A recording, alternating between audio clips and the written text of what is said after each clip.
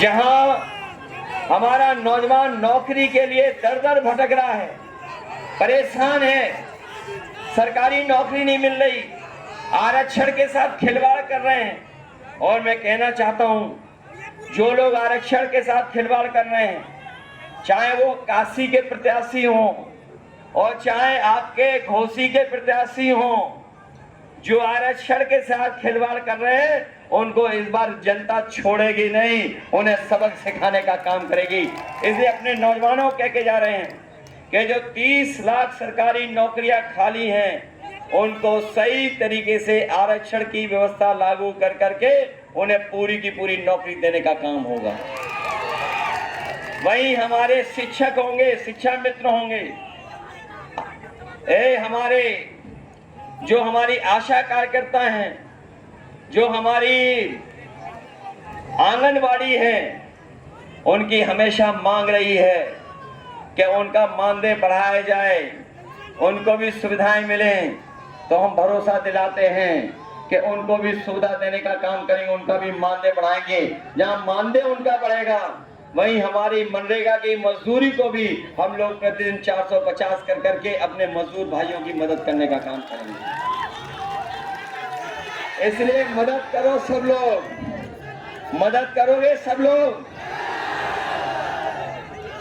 जो दूसरे प्रत्याशी हैं, सुना है जब भी कोई आ रहा है तो वो लड़खड़ा करके गिर पड़ रहे हैं, उनको छड़ी भी नहीं मदद कर पा रही है। बताओ, छड़ी मदद कर पा रही है कहीं? लड़खड़ा के कैसे गिर रहे हैं, देखा आपने कि नहीं देखा?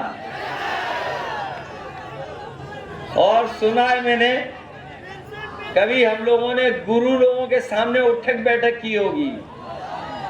ये नए जो राजनीतिक गुरु हैं, जिन्हें वो अपना राजनीतिक गुरु मानते हैं, बताओ उनके सामने उठक बैठक कर रहे थे कि नहीं कर रहे थे?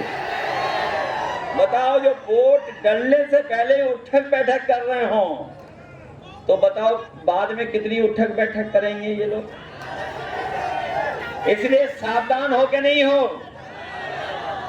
ये जो आखिरी समय पे मैनेजमेंट करते हैं, जो मैनेजमेंट होता है बूथ का, उस पे भी सावधान रहोगे कि नहीं रहोगे? सुना है बीजेपी वाले नई रणनीति बना रहे हैं कि आपको बूथ पे नहीं जाने देंगे। बताओ हमारे मऊ के बहादुर लोगों, ऐसा तो नहीं है कि रोके तो आप लोग रुक जाओगे? रुक तो नहीं जाओगे आप लोग? और याद है आपने, आपको तो याद होगा, आपको भी याद होगा, घोसी के चुनाव में भी रोकने की कोशिश की थी। लेकिन मैं आपको बधाई देना चाहता हूं कि हमारे बहादुर लोग हैं, एक भी रुका नहीं और अपना वोट डाल के आया था। बताओ, वोट डालेंगे आप लोग? और याद रखना, ये वैक्सीन लगवा करके हमारी आपके जान के पीछे तो पड़े ही पड़े हैं। इन्होंने 400 का नारा देके ये संविधान के पीछे भी पड़े हैं। तो जहां ये चुनाव हमारे आपके भविष्य का है, वहीं ये चुनाव आने वाली पीढ़ी के भविष्य का भी है और संविधान बचाने का भी है। तो बताओ, संविधान बचाओगे कि नहीं बचाओगे? इसलिए साथियों, आपका एक वोट आपके जीवन में बदलाव लाने का काम करेगा। जो हमारे समाजवादी पार्टी के प्रत्याशी हैं राजीव राय, इनके बारे में इनका परिचय देने की जरूरत नहीं है। ये राजीव राय जी लगातार आपके बीच में रह करके सेवा करते रहे हैं और जब कभी भी संकट आया होगा, हमारे जो फंसे हुए मजदूर जो कोपागंज के मलेशिया में फंसे थे, उन मजदूरों को याद होगा, जब सरकार ने भी हाथ खड़े कर लिए, बीजेपी ने हाथ खड़े कर लिए, कोई मदद नहीं की। जब कोई सब कुछ उनके हाथ में था, संसाधन हाथ में थे, सरकार थी, जो चाहते सो कर लेते। लेकिन याद रखना, जब जनता को जरूरत थी तब सरकार ने आपकी मदद नहीं की थी। और ऐसा भी समय देखा था, गुजरात से, महाराष्ट्र से, बाहर से जो हमारे काम करने वाले गरीब लोग थे, उन्हें पैदल पैदल अपने घर तक पहुंचना पड़ा था।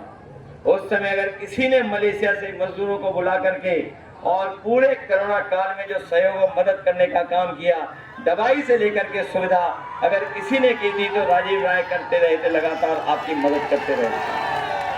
इसलिए मुझे पूरा भरोसा है कि जहां आप राजीव राय जी की मदद करने जा रहे हैं, वहीं आप लोग समाजवादी पार्टी की भी मदद करना। बताओ, ये राजीव राय जी समाजवादी पार्टी के प्रत्याशी हैं, इनका चुनाव चिन्ह याद है? और आप लोग तो जानते होंगे कि आप में से बहुत से लोग चाहते थे कि गठबंधन हो जाए। बताओ, गठबंधन हो गया कि नहीं हो गया? बताओ, गठबंधन से ही लोग घबरा गए कि नहीं घबरा गए? और इतने घबराए हैं कि इतने लड़खड़ाए कि इन्हें ये भी मदद नहीं करेगी यार। बताओ, लड़खड़ा गए कि नहीं लड़खड़ा गए? और ये ऐसे स्वार्थी लोग हैं। बताओ, स्वार्थी लोगों से बचाओगे कि नहीं बचाओगे? पुराने स्टेटमेंट तो याद होंगे। बताओ, बीजेपी के लिए क्या कहते थे ये कि चल सन्यासी मंदिर में। और हमारे साथियों, गूगल करके या यूट्यूब पे गाना सुन लेना। पहली लाइन तो हम और आप लोग कह सकते हैं, दूसरी लाइन तो कोई भी नहीं कह सकता है। सोचिए आप किस किस को धोखा दिए हैं। और ये ऐसे धोखेबाज हैं जो अपने को भी धोखा देंगे, अपने आप को भी धोखा दे रहे हैं।